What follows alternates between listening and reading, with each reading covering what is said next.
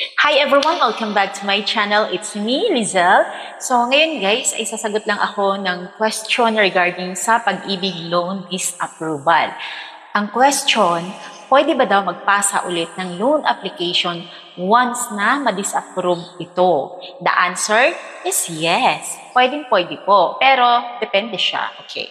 Unang-una muna, kapag na-disapprove ang ating loan application sa Pag-ibig Fund, mapa-calamity man or multi-purpose loan or short-term loan, MPL, STL, yan, magkamukha lang yan. So, once na ma-disapprove yan ni Pag-ibig Fund, alamin mo muna kung bakit siya disapprove.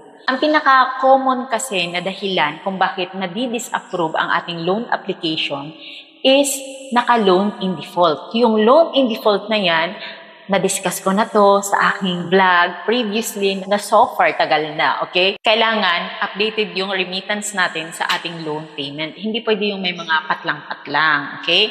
So kung ang reason ay loan in default, simple lang ang gagawin nyo. Pumunta kayo sa pinakamalapit na Pag-ibig Fund sa inyo para hindi na hassle or hindi na kayo mahirapan.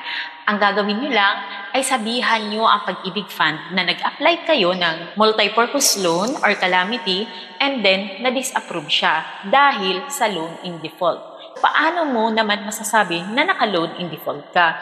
Kapag nagpasa kasi tayo ng loan application natin sa Pag-ibig Fund, kung halimbawa over-the-counter ka nagpasa, so kapag sinabi natin na over-the-counter, meron kang form, meron kang hard copy ng yung loan application nila. So, sinabmit mo yun doon. Ngayon, na-approve ka o na-disapprove ka, makakatanggap tayo ng SMS or text messages kay Pag-ibig Fund. Kung approve, sinasabi doon na congrats, na-approve ka at ganito yung amount, ganun-ganon, bla bla bla. Kung na-disapprove naman, ganun din. Makaka-receive tayo sa kanila ng messages na na-disapprove ang inyong loan application sa kadahilanan na ganito. So, nakalagay doon kung loan in default ba yan. Nakalagay kasi dyan kung ano yung mga rason kung bakit siya na-disapprove. So, magbasa kayo ng messages ay i-check nyo maigi. Kasi iba-iba yung mga factors na nagiging rason kung bakit nadi-disapprove ang loan natin. Pero since yun nga ang pinaka-main reason naman talaga usually na nai-encounter ng bawat Pag-ibig member borrower ay yung loan in default na yan.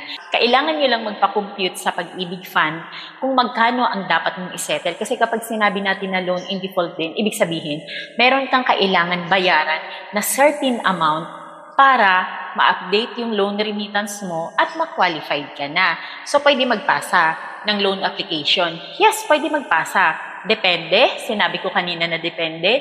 Yes, depende kasi meron din kasing mga instances na ganito. Nagpunta ka ng Pag-ibig, nagbayad ka na nung dapat mong bayaran, na dapat mong isettle para ma-approve ka.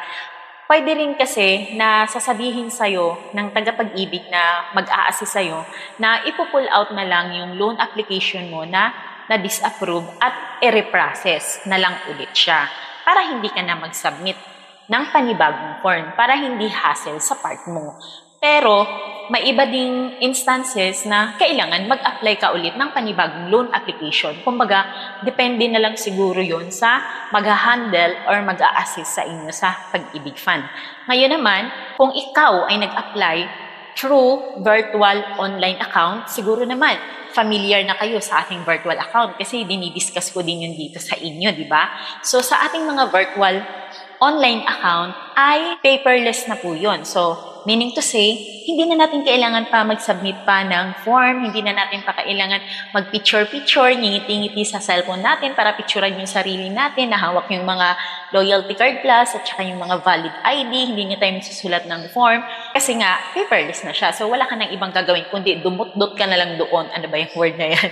Kundi mag-ano ka na lang doon. Hindi ko recall. Ganun talaga pag mga Bisaya, dot-dot. So, mag-ano ka na lang doon, pipindot-pindot ka na lang doon ng mga choices kung ano man yung gagawin mo. Yun yung paperless. Para siyang SSS, online filing, ganon. Diba sa SSS, kaway-kaway sa mga nakapag-loan na sa SSS, parang ganon din si Pag-ibig Fund. Kaya kailangan meron tayong virtual account. So, ayun na nga, virtual account mo, ikaw mismo nag-file. Ang gagawin mo naman dyan, kailangan mo talaga ano ka ulit, mag-apply ka ulit. Kasi syempre, ano yan eh, paperless, so wala na yon. Unlike pag over the counter, pwede itabi ni Pag-ibig Fund yung loan application mo. Okay? Pero kapag sa virtual online account naman natin, tayo na nag-file at na-disapprove, kailangan mo pa rin pumunta sa Pag-ibig Fund kasi nga, kailangan mo pa rin mag-settle ng yung dapat bayaran. Pwede ka rin naman hindi pumunta sa Pag-ibig Fund, yun nga lang, ang mangyayari, hindi mo alam kung magkano yung pinaka-exact amount na kailangan mong bayaran. Pwede ka rin kasing magbayad through GCash. Ang mangyayari nga lang, parang mahuhula ka lang ng amount na babayaran mo or magbabase ka doon kung magkano yung monthly amortization mo. Like for example, ang monthly amortization mo ay 524.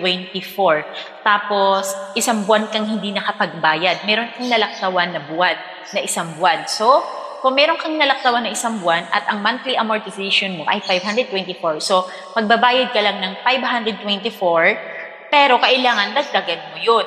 Kasi nag-earn na yan ng penalty at saka accrued interest. So hindi ka lang i-stick sa 524 na monthly regular amortization mo. Kailangan dagdagan mo. Siguro gawin mo 700 or whatsoever. Pwede natin gawin yun, magbayad sa GCash. Kasi available na pala sa GCash ang pagbabayad ng ating multi-purpose loan. Before kasi guys, ang pwede lang sa GCash natin ay housing loan, Pag-ibig contribution, and then Pag-ibig MP2. Ayan, sumideline na ako.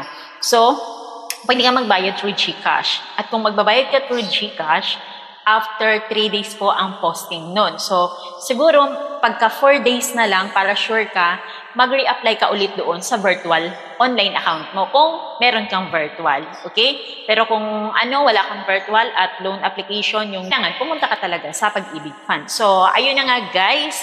Dito lang muna nagtatapos ang ating discussion for today's video. So, nag-discuss lang ako sa inyo saglit bago pumasok sa trabaho.